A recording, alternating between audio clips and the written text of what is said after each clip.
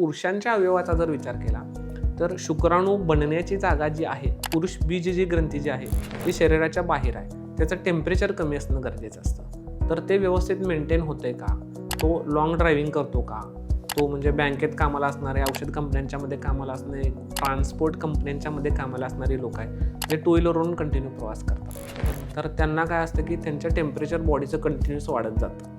तर या लोकांना मग मी काय सांगतो, संध्याकाळी आल्यानंतर जर तुमचं कंटिन्युअस गाडीवरून ट्रॅव्हलिंग होतंय आणि टेम्परेचर जर वाढतंय, कारण ज्या पुरुष बीजी ग्रंथी असतात त्या पेट्रोलच्या गाडीच्या टाकीवरती कंटिन्यू टचमध्ये असतात, त्यात जीन्स पॅन्टसारख्या टाईट गोष्टी वापरल्या जातात. तर संध्याकाळी आल्यानंतर त्या लोकांनी साध्या थंड पाण्यामध्ये बसणं, सो दॅट त्या बॉडीचं टेम्परेचर मेंटेन राहील. कारण आईस बाथ असा एक उपचार असतो, ज्यावेळेला शुक्राणूशी संबंधित आजार असतील त्यावेळेला आईस बाथसुद्धा दिला जातो किंवा कोल्ड बाथ दिला जातो शुक्राणूंना, टेस्टिसना. तर त्याच्या बदली मी सांगतो की तुम्ही टब बाथ घ्या, साध्या पाण्याच्यामध्ये बसा. तर हे पण ज्यावेळेला सगळे रिपोर्ट नॉर्मल आहेत त्यावेळेला याचा सुद्धा विचार करावा.